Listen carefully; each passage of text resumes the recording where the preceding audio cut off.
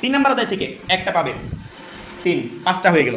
4 নম্বর অধ্যায় থেকে একটা, 5 নম্বর অধ্যায় থেকে একটা, 4, 5, 7টা প্রশ্ন ইজিলি কমন চলে আসবে। 1, 2, 3, 4, 5 যদি পড়ো। আমাদের নিচে 6 নম্বর অধ্যায়, অর্থাৎ প্রতি বছর 2টা করে প্রশ্ন আসার সম্ভাবনা থাকে এমন চ্যাপ্টার আছে না? অনেক বছরে 2টা আসছে, অনেক বছরে একটা আসছে, আবার অনেক বছর 2টা আসছে। এমন চ্যাপ্টারের তালিকায় যে চ্যাপ্টারটা আছে সেটা হচ্ছে 6 নম্বর অধ্যায়। অর্থাৎ 6 নম্বর অধ্যায় থেকে মিনিমাম একটা কমন পাবে, ভাগ্য ভালো থাকলে 2টা প্রশ্ন কমন পেতে পারো। সেক্ষেত্রে তুমি যদি প্যাটার্নটা এইভাবে রেডি করো 1, 2, 3, 4, 6, তাহলে এখান থেকে 8টা প্রশ্ন কমন পাওয়ার একটা জোরালো সম্ভাবনা তৈরি হয়ে যাবে। তুমি যদি প্যাটার্নটা এইভাবে রেডি করো 1, 2, 4, 6, পরবর্তীতে এই 7 নম্বর অধ্যায়টা নাও। অর্থাৎ আমি প্যাটার্নটা জাস্ট রেডি করে দিচ্ছি, তোমাদের যেই প্যাটার্নটা ভালো লাগে সেটা তোমরা কমপ্লিট করতে পারবে। অর্থাৎ তুমি যে কোনো প্যাটার্ন রেডি করতে পারো।